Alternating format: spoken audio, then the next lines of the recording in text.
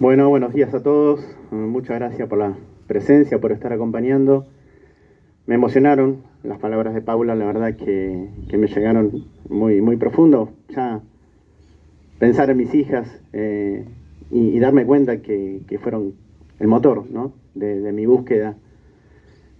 Yo llegué en un momento en mi vida en que supe que todo era una mentira, que lo único que tenía verdadero eran ellas.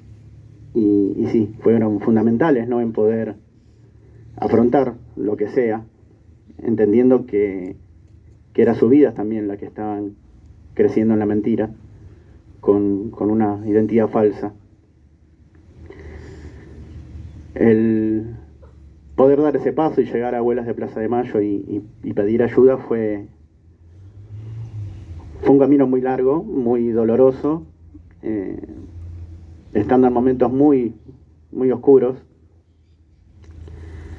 El poder romper ese vínculo con mi apropiador, el entender que no era mi padre, que aún mintiendo hasta el último momento de su vida tapaba una mentira con otra, ¿no? Y al decir que en realidad quien quería a mi madre me había tenido con otro hombre,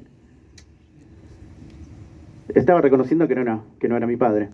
Eso a mí me sirvió para romper ese vínculo, para entender que no había nada ahí. Y fue el camino ya decidido, ¿no? A acercarme a abuelas y pedir ayuda y buscar la verdad. Lo fundamental en mi vida era llegar a la verdad. Yo no permitía ni siquiera ilusionarme, ¿no? Con encontrar a mi abuela o a mis padres. Por ahí sí tenía un cachito de ilusión de encontrar a un hermano y encontré a tres. Y tengo uno acá que vale por los tres.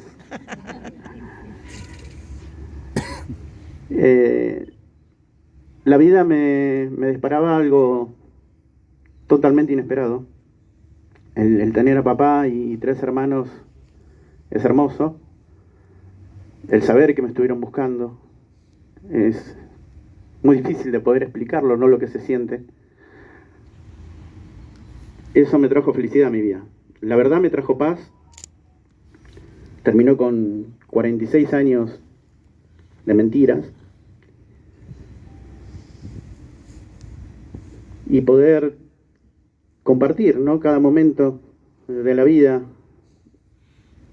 con mi familia, ya sea una reunión familiar, una fiesta, un cumpleaños, un acto en el colegio. Que Emilie sea abanderada o escolta de la bandera y que estén papá y mi hermano presenciando el acto y que se le nombre como Milagro Santucho. Es algo muy emotivo que me hacen caer las lágrimas.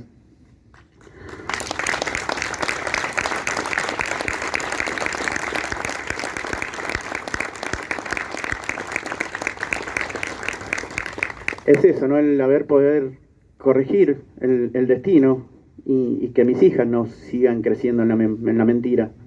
Es lo que me ayuda, ¿no? Cada día, el poder compartir mi historia de vida, sea en el libro, sea contando mi testimonio, o en el documental que hicimos con mi hermana, es poder sacar mucho de ese dolor que yo tenía, es poder entender que es el camino que marcó mi abuela, junto con las demás abuelas, junto con las madres, el no tener miedo, el salir a la calle, el enfrentar a quien sea. Lo siento como un legado, ¿no? El legado que siguió mi hermano después de la muerte de Nélida. Él me siguió buscando. Y es por eso que el encuentro que tenemos es tan feliz y es tan especial y lo disfrutamos tanto porque él me buscó toda la vida. Y el hecho que yo también lo buscara a ellos es lo que nos hace ser felices hoy. No obstante, obviamente vinieron recuerdos de la niñez, de la adolescencia, Y saber que mucha gente sabía la verdad y no me ayudó. Por miedo, por el no te metas. En alguna forma terminaron siendo cómplices de eso.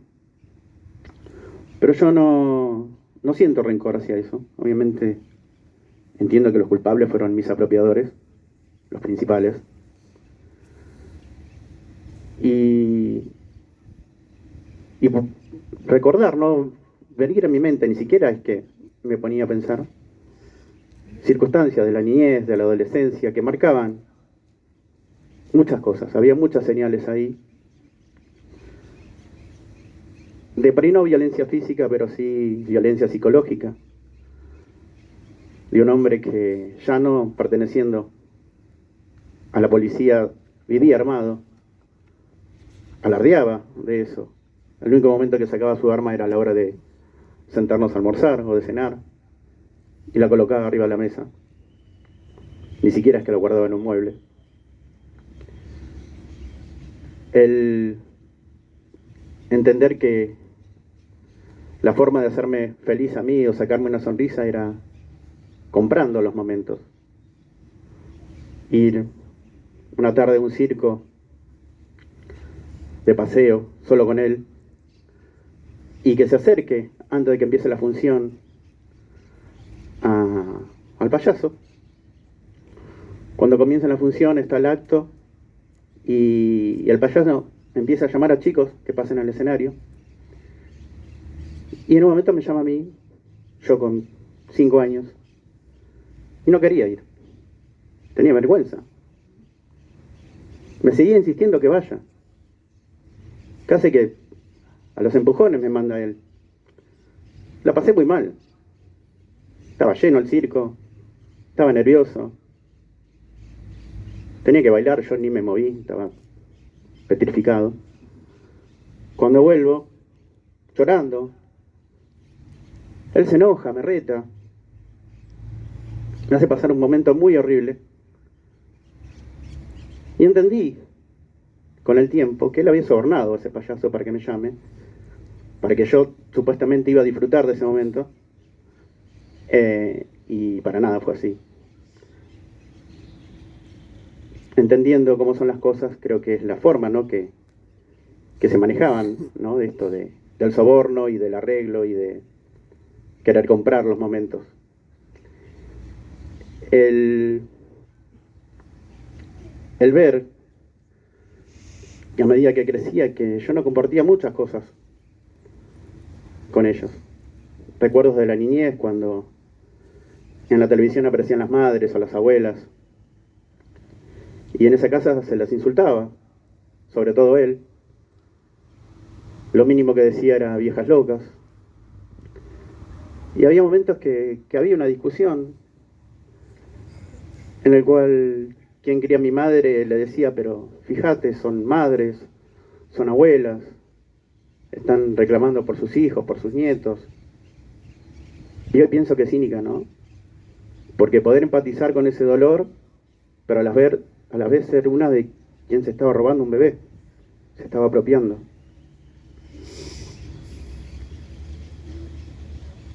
Su cinismo llegó a notarme como fecha de cumpleaños un 24 de marzo, o hablar de un parecido físico con ella.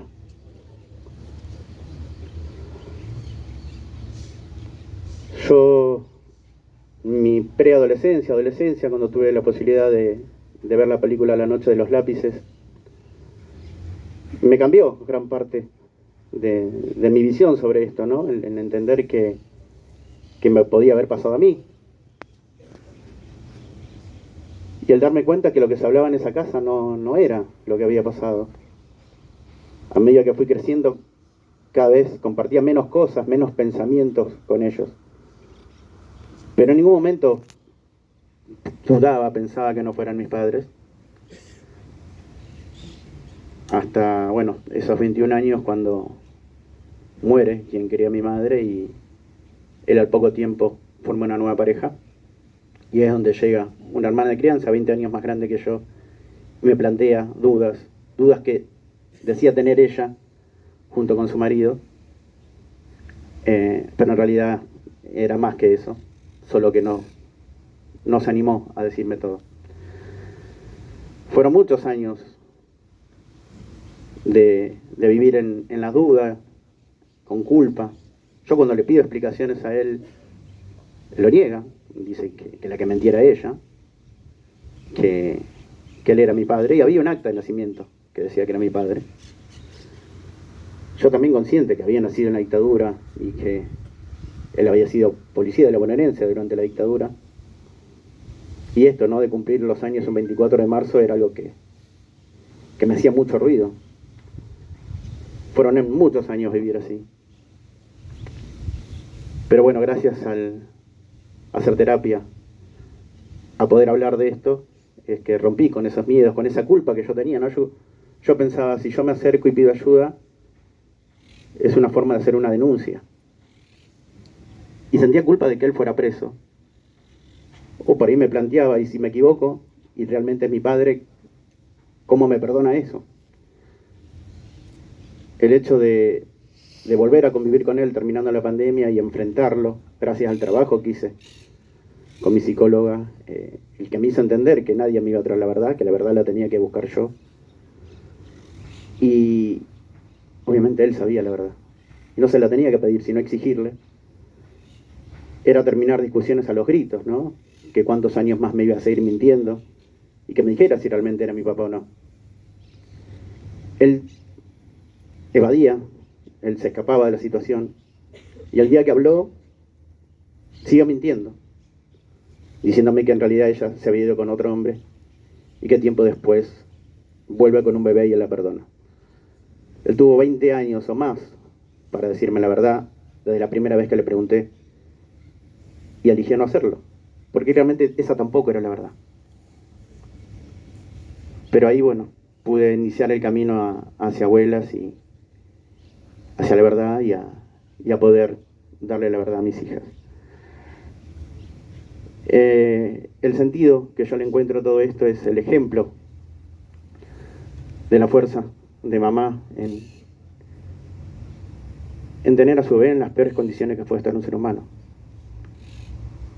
Estamos pasando frío, pasando hambre, recibiendo torturas, y así todo ella luchó para que yo naciera. En el amor de mi abuela, en buscarme, sin tener certeza si yo había nacido o no.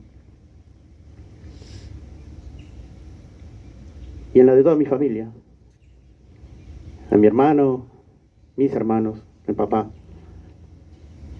que siempre estuvieron ahí esperándome, buscándome, y hoy podemos disfrutar de estar juntos.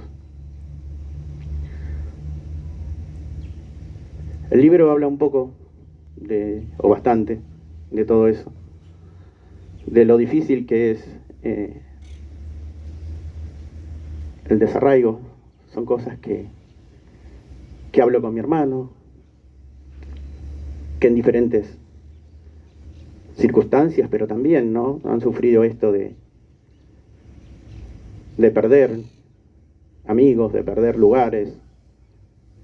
Ellos, mis apropiadores, se encargaron de esto, de que mi niñez fuera solitaria, de que no pudiera tener personas cercanas, e hicieron de mí una persona solitaria, insegura,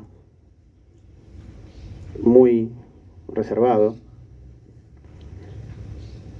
Pero bueno, haber podido llegar a la verdad rompió con todo eso. Y hoy me siento una persona muy feliz, muy acompañado. En estos días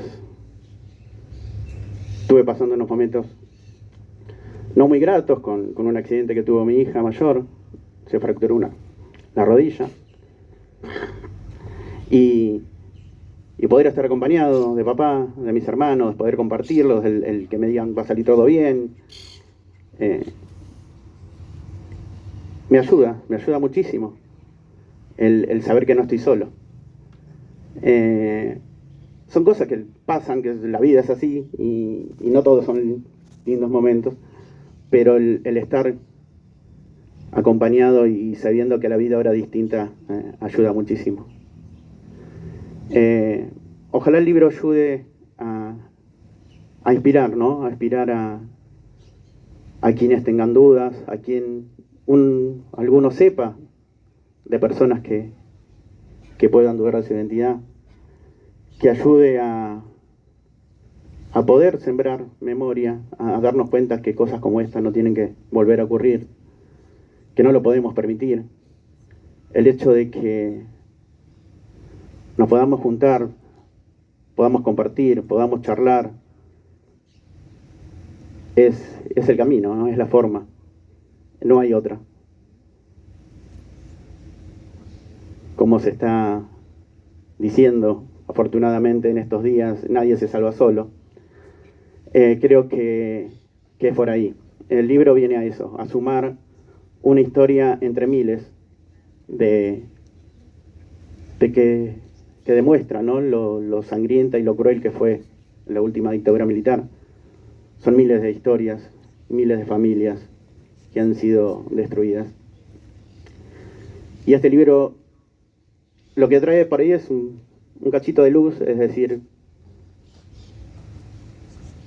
tanta oscuridad por tantos años, ahora en nuestro caso, en nuestra familia, es una lucecita, ¿no? que se prendió y que queremos compartir. Es eso.